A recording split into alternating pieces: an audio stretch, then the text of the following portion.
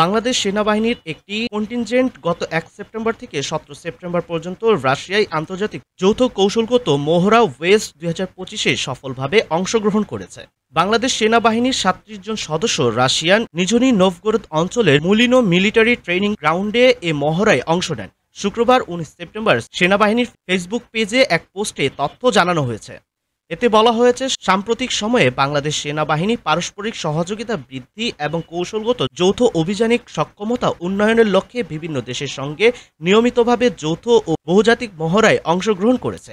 এরই ধারাবাহিকতায় বাংলাদেশ সেনাবাহিনীর একটি চৌস্য কন্টিনজেন্ট গত ১ সেপ্টেম্বর থেকে ১৭ সেপ্টেম্বর পর্যন্ত রাশিয়ায় আন্তর্জাতিক যৌথ কৌশলগত মহড়া ওয়েস্ট ২০২৫-এ সফলভাবে অংশগ্রহণ করে। এতে বাংলাদেশ সেনাবাহিনীর মোট ৩৭ জন সেনা সদস্য রাশিয়ার নিঝনি নভগোরদ নামক অঞ্চলের মুলিনো মিলিটারি ট্রেনিং গ্রাউন্ডে এ মহড়ায় অংশ নেয়। মহড়ার প্রতিটি ধাপে সমন্বয়, প্রতিক্রিয়াশীলতা এবং পারস্পরিক সহযোগিতা বৃদ্ধিতে নানাবিধ কৌশলগত কার্যক্রম পরিচালিত হয়। এই মহড়ায় বিভিন্ন বন্ধুপ্রতিম দেশগুলোর সশস্ত্র বাহিনীর সদস্যরাও অংশগ্রহণ করেন।